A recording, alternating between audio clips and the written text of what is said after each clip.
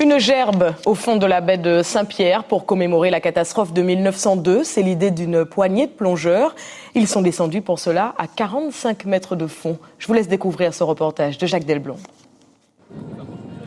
Il était 21h lorsque le président de l'Office du tourisme de Saint-Pierre a remis à 3 plongeurs la gerbe qui sera quelques instants plus tard déposée sur l'épave du Roraima au fond de la baie de la ville d'Art et d'Histoire. Le Roraima en particulier était un cargo qui venait du Québec, qui est arrivé le matin à 4 heures. À 7 heures, le capitaine a hésité à repartir et à 8 heures, pratiquement tout était mort. Il y a eu 26 survivants.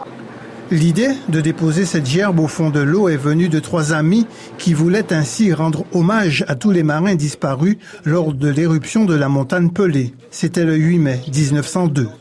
On va limiter un plongée à 40 mètres ce soir, 15 minutes toujours, et dans les conditions dont je vous avais parlé tout à l'heure au niveau des équipes. L'idée a donc fait son chemin et 25 plongeurs expérimentés s'étaient donné rendez-vous à Saint-Pierre pour vivre cet instant mémorable. La difficulté majeure, c'est pour ceux qui ne sont pas habitués, en fait, c'est gérer le stress. Bon, plonger la journée, la plupart sont habitués. Ils ont déjà fait aussi des plongées de jour, mais la plongée de nuit, on la limite souvent à faible profondeur. C'est quand même une plongée à 45 mètres ce soir. Donc on avait besoin de gens expérimentés et confirmés, quoi.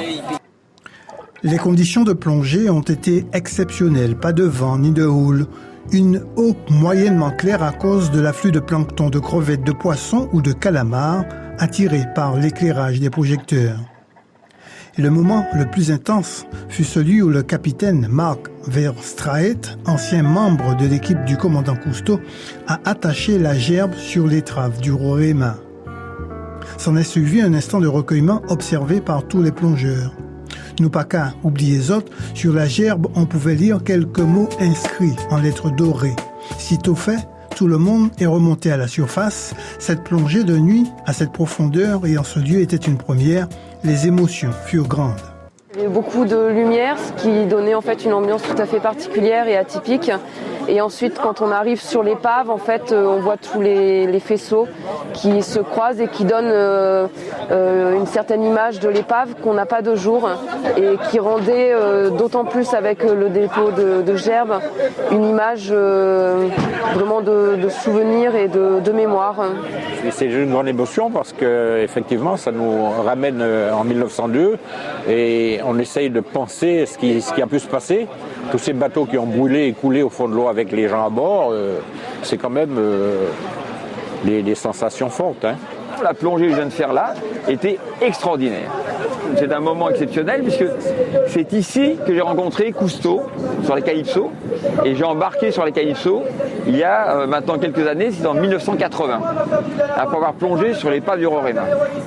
Une épave du Roraima qui restera encore quelques années visible dans le fond de la baie de Saint-Pierre alors que la gerbe aura depuis longtemps disparu.